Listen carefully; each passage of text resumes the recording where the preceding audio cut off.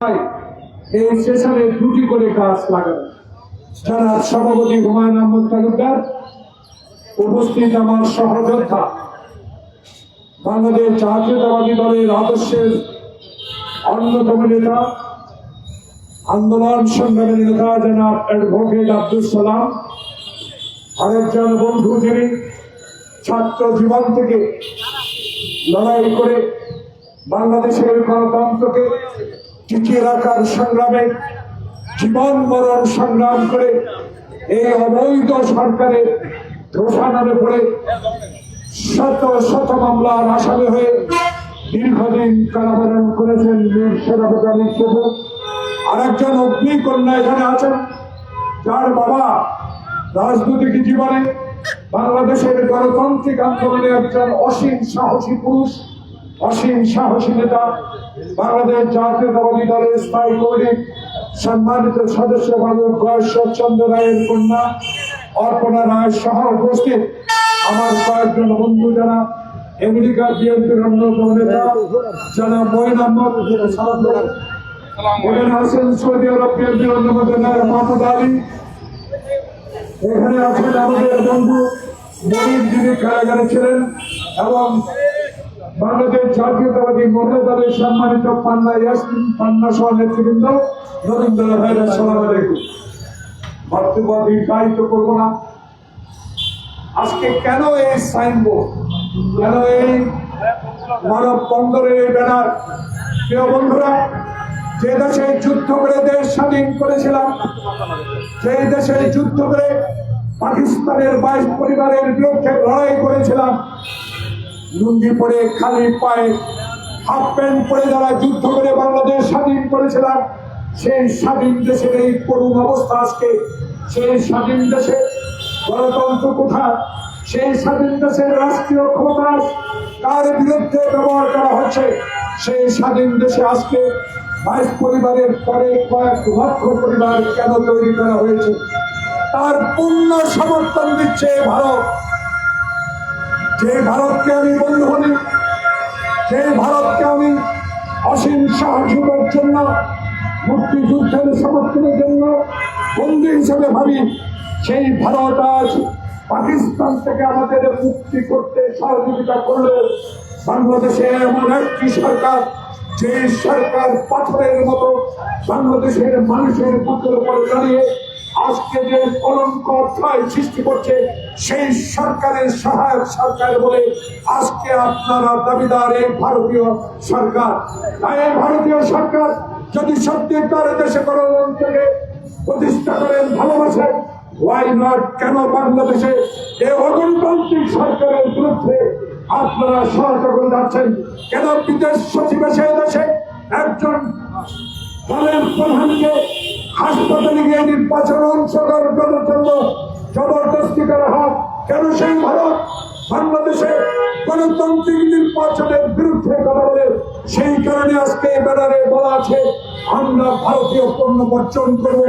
আমরা ভারতীয়দেরকে এদেশে অগ্রাসন থেকে বিরত রাখার জন্য যত কাজ দরকার, যত সংগঠন শক্তিশালী করা দরকার, সেইভাবে মানুষকে আজকের ভারতীয় পণ্য বর্জনের জন্য সহযোগিতার প্রয়োজন। সেই কারণে আজকে আমরা নেমে পড়েছি। আমরা চাই বাংলাদেশে এই ভারত যেন আজকে আমাদেরকে আগ্রাসন থেকে নিস্তার দেন। তাই এই সরকার আপনারা এই রাষ্ট্রীয় যন্ত্র ব্যবহার করে, রাষ্ট্রীয় কর্মচারীকে ব্যবহার করে, রাষ্ট্রের আইন শৃঙ্খলাকে ব্যবহার করে বাংলাদেশের বিএনপিকে চিরতরে শেষ করে দিবেন। বাংলাদেশের বিএনপি নিয়ে আজকে সরকারি দলের সাধারণ সম্পাদক এই সকল বক্তব্য দেন, এই সকল বক্তব্য আজকে গ্রহণযোগ্য নয়। বাংলাদেশ জাতীয়তাবাদী দল যিনি সৃষ্টি করেছেন, যিনি আজকে সংসদ ভবনের আজকে উত্তর পর্যায়ে শুয়ে আছেন, যিনি বাংলাদেশের রাজনীতিতে সকল দলের অংশগ্রহণ নিশ্চিত করেছেন, যেই নেতা বাংলাদেশে সফল গণতন্ত্র প্রতিষ্ঠা করেছেন, বহুদলীয় গণতন্ত্র প্রতিষ্ঠা করেছেন, সেই নেতা শহীদ প্রেসিডেন্ট জিয়াউর রহমানের স্বাধীনতার ঘোষণাকে আপনারা অস্বীকার করেন। আমরা আজকে বলতে চাই, আপনারা যতই অস্বীকার করেন, বাংলাদেশের তখনকার 6 কোটি মানুষ যার গলার আওয়াজে বাংলাদেশের স্বাধীনতার যুদ্ধে অংশগ্রহণ করেছে, বাংলাদেশের এই মানুষ এখনকার প্রজন্ম ইতিহাস থেকে শিক্ষা নেবে, কোনোদিনও আপনাদের কোথায় কান দেবে না। জিয়াউর রহমানের স্বাধীনতার ঘোষক, জিয়াউর রহমানের বহু গণতন্ত্রের প্রবক্তা। আর আজকে আপনারা যতই তাল বাহানা করেন, যতই আজকে একটি প্রতিবেশী দেশের উপর আস্থা রেখে আমার দেশের মানুষের মানবাধিকার হরণ করবেন, গণতন্ত্র হত্যা করবেন, আইন শৃঙ্খলা বাহিনীকে ব্যবহার করে বিএনপিকে নিচ্ছিন্ন করবেন, এটা হতে দেওয়া যাবে না। আপনারা মনে করেন না 2024 সালের 7 জানুয়ারি নির্বাচনে আপনারা জোর দখল করে সংসদ দখল করে 100 দিনের আজকে উদাহরণ আপনাদের দিতে চাই। 100 দিন পালন করেছেন, উদযাপন করেছেন। 100 দিন উদযাপন হলো বাংলাদেশের মানুষের পকেটের টাকা চুরি করে বিদেশে পাচার করার 100 দিন উদযাপন। আমি বলতে চাই, ভারতীয় পণ্য বর্জনের এই আন্দোলন চলছেই চলবে, কারণ আমরা আপনাদের বিরোধী নয়।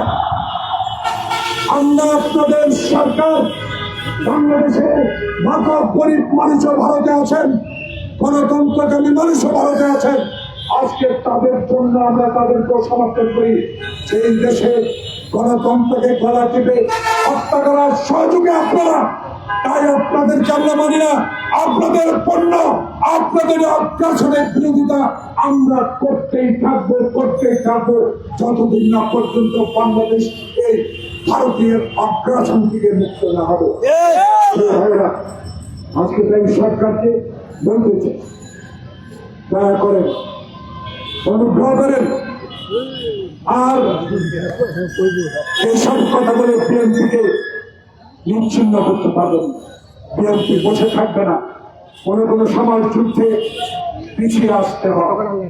বাংলাদেশ জাতীয়তাবাদী দল এমন একজন নেতার নেতৃত্বে আজকে সংগঠিত হচ্ছে।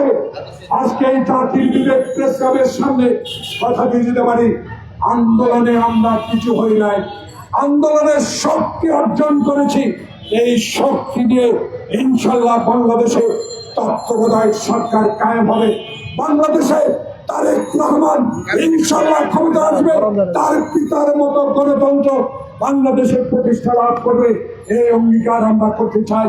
তাই বলতে চাই, রক্ষা করুন মানুষকে, অত্যাচার থেকে রক্ষা করুন, জেল জুলুম থেকে রক্ষা করুন, কারাবন্দী সকলের নেতার মুক্তি দেন।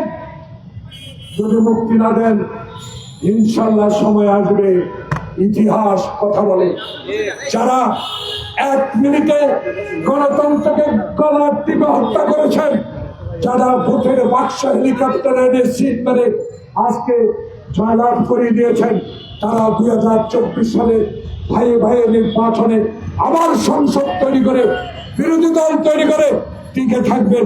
আমি রাজনৈতিক কর্মী হিসাবে, একজন মুক্তিযুদ্ধ হিসাবে এটা বিশ্বাস করি না। জয় অবশ্যই বাংলাদেশের হবে, বাংলাদেশের নিরীহ মানুষের হবে, যার নেতৃত্ব দেবেন তারেক রহমান। আপনাদের অনুরোধ, আজকে আমি স্পষ্ট ভাষায় একটি কথা বলে বিদায় দিতে চাই।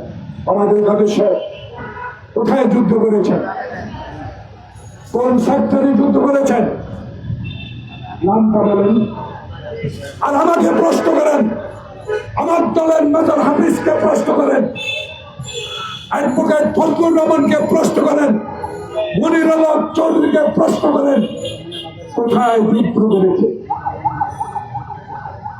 আজকে যদি বলতে পারেন আপনার সমালোচনা করে দিতে করবো, আপনি বড় দলের সাধারণ সম্পাদক, কিন্তু কথাবার্তাটা বড় দলের সাধারণ সম্পাদকের মতোই বলা।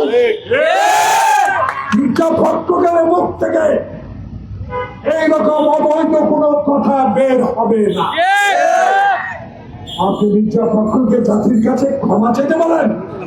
সবাই বেশি নাই আমাদের কাদের ভাই, একটা গান শুনেছি, তলে তলে আপনার ব্যথা, এখন আপনার দলের মধ্যে ব্যথা শুরু হয়েছে।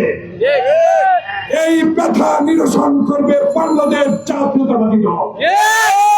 প্রস্তুতি নিচ্ছে ছাত্র দল, যুব দল, স্বেচ্ছাসেবক দল, মহিলা দল। বাংলাদেশে অত্যাচার কত করবেন, কত সবকে জানিয়ে নেবেন, কত মামলা আজকে এই সালামের বিরুদ্ধে দেবেন। আমার বিরুদ্ধে মামলা 80টার উপরে দেন আপত্তি নেই। কিন্তু কথা দিয়ে গেলাম চাকরির এই বিবেকের সামনে আমরা মরি নাই, মরব গণতন্ত্রের বিজয়ের পতাকা নিয়ে। তারেক রহমানকে বাংলাদেশে খোদা হাফেজ, বাংলাদেশ জিন্দাবাদ।